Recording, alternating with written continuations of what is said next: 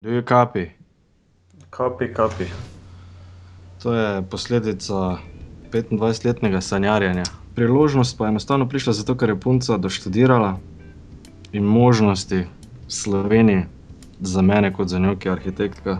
V Evropi se lahko kjerkoli, tukaj pa pač se moraš malo znajti.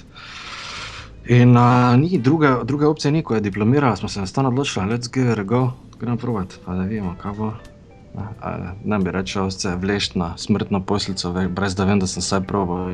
Planiranje, mislim, po mojem se zatakne že v samem pristopu, če si nastavljen tako, da ogromno planiraš, pa da vsaka poteza mora biti tehtno premišljena, potem, mislim, ja, vsi smo do neke mere taki, zato ker ne moreš živeti kot vagabond dandanes, sploh ne, ali motivacije dovolj, ali pa, ne vem, enostavno ne znajo. Tako da jajca po moje niso tako problematične, samo iti moraš, vse pa kakšne probleme, vse imaš na Googlu.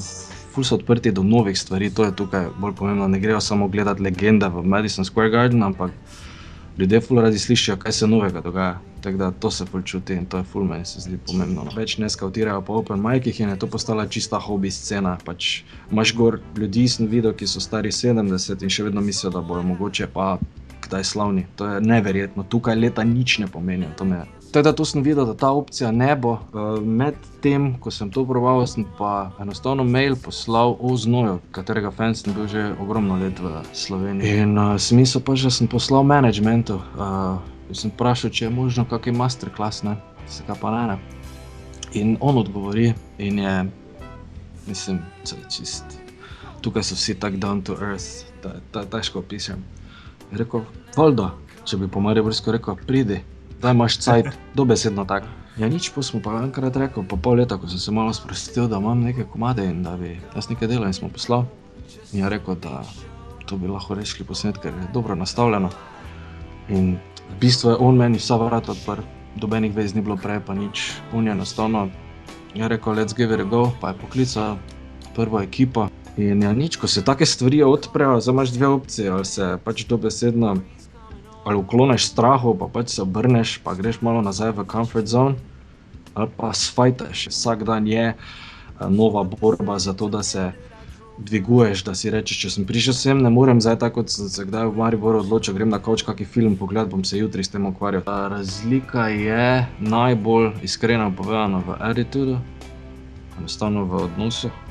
Tukaj so ti vsi ljudje, ne vem, lahko v enem tednu snema s tabo, naslednji teden je na odru z Roger Watersom od Pink Floydov. Tako da razlika je, recimo, da ti ljudje po mojem mnenju so toliko so dosegli na neki internacionalni bazi pa po prepoznavnosti, da se mi zdi, da so dosti bolj sproščeni.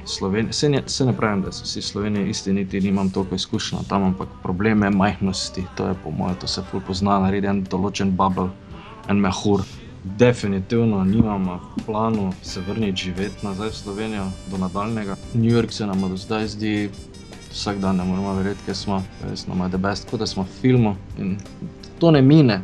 Greš jest, lahko najbolj brezvezno stvar, pa poleg tebe, ne vem, neka taka oseba, pa mogoče rečeš besedo dve, se zdaj ne nadleguješ vsakega slavnega, ki gre mimo. Na sebi jo moram imeti, to je bil en cilj, ki jih imam po žepih, CD-je, pa download kartice, pa vizitke. To je neumno, ampak ko pa misliš, veš kaj, it's now or never, pa greš, pa zagušiš, kaj boš. Pa ti lahko samo reče, glej, spokaj, ali pa, ja, se bom pogledal.